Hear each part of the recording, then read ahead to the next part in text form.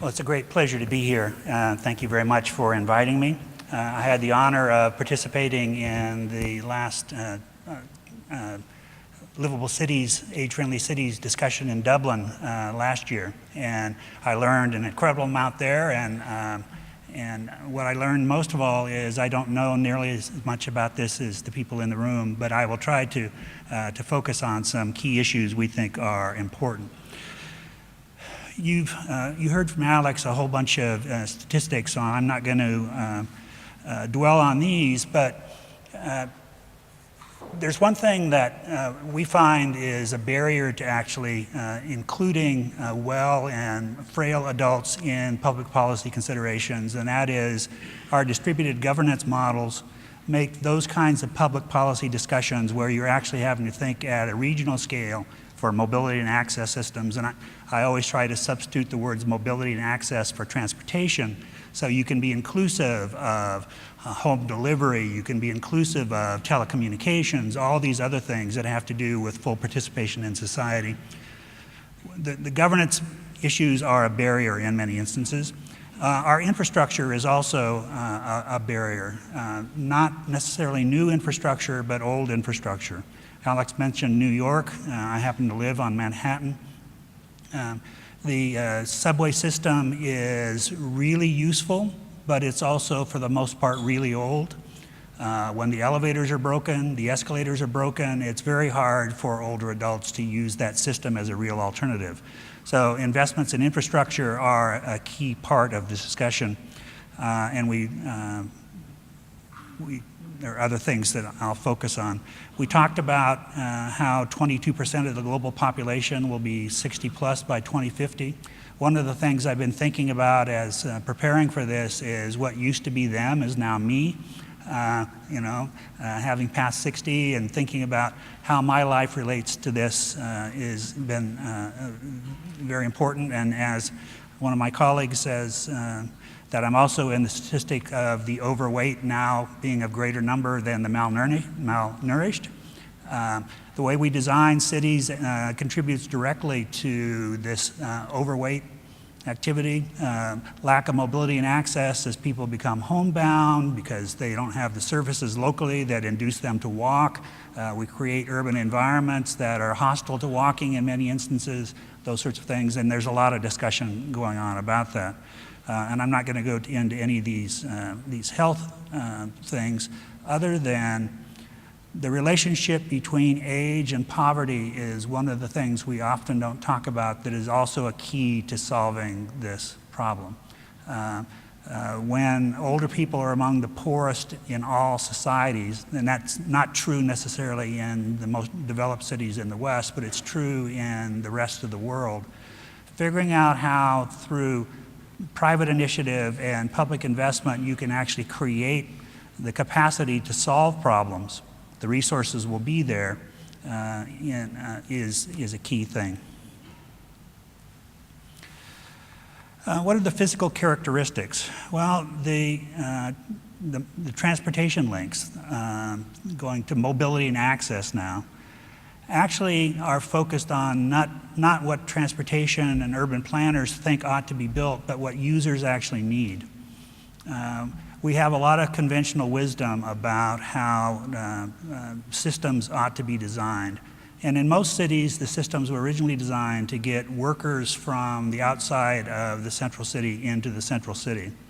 In most regions now, the real free opportunity to participate in life is interconnections between suburbs, not people coming into the central city as metropolitan areas grow. So rethinking those sorts of questions is key. Green space, of course, is a critical issue.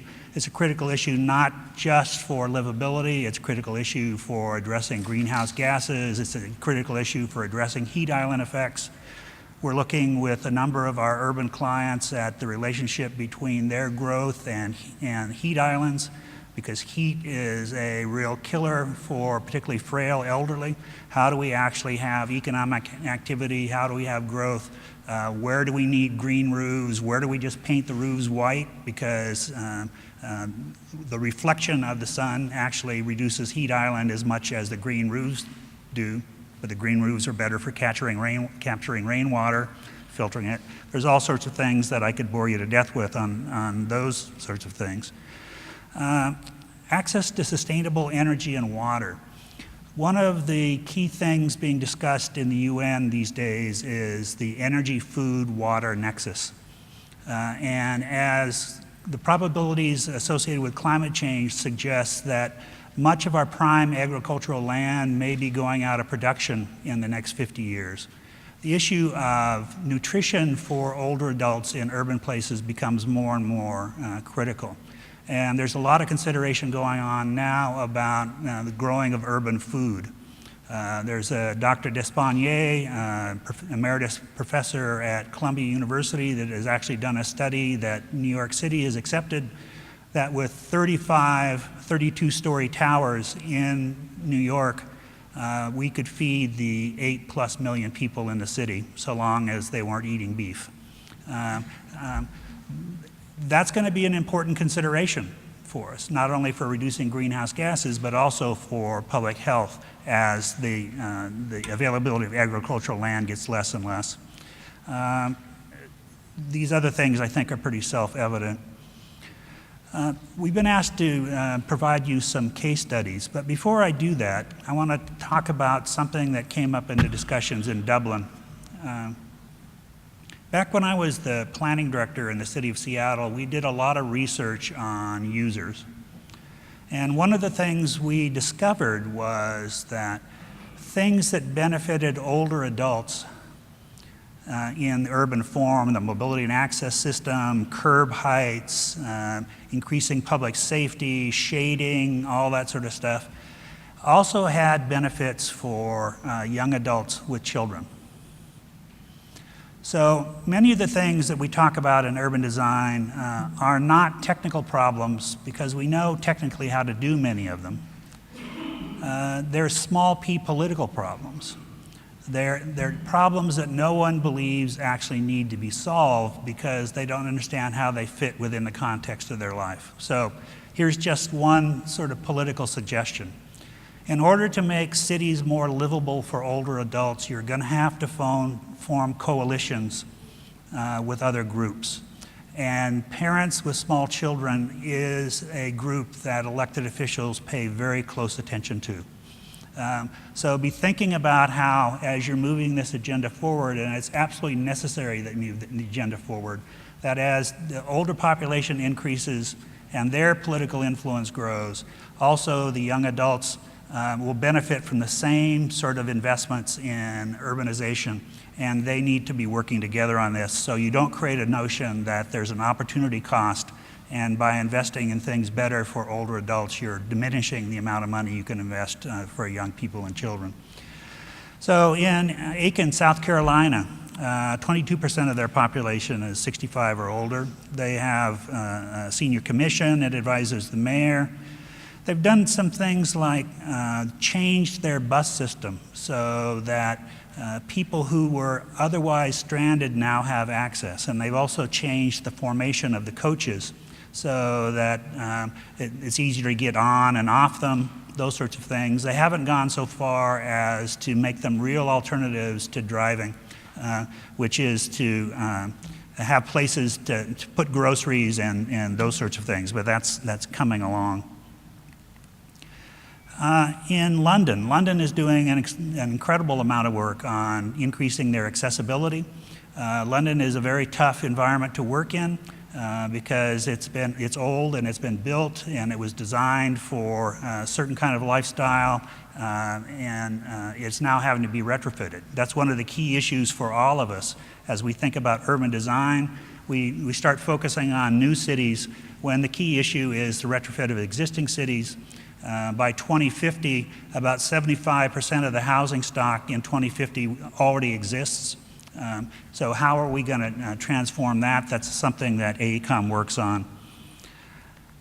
I'm getting to the end. In Majala, Finland, they actually are going whole hog in terms of a barrier-free construction and actually redesigning their city so that older adults have in terms of equity, the same amount of freedom of movement, the same opportunity to participate, the same opportunities to achieve health as anybody else in the population. And I think the Pshala is a great model to look at a smaller scale than New York or London and those sorts of places.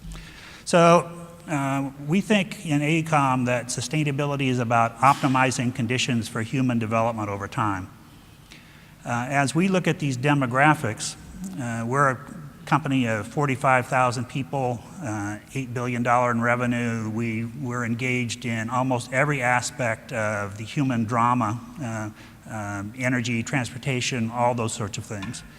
For us, this is an important thing to think about, not only because of the moral, ethical considerations, but for us, it's a business issue.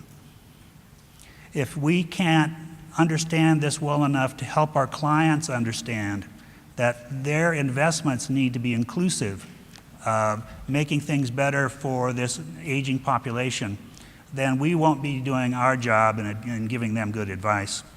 So again, I want to thank you very much for inviting me. I look forward to the questions and answers, and I also look forward very much to the rest of our speakers. Thank you.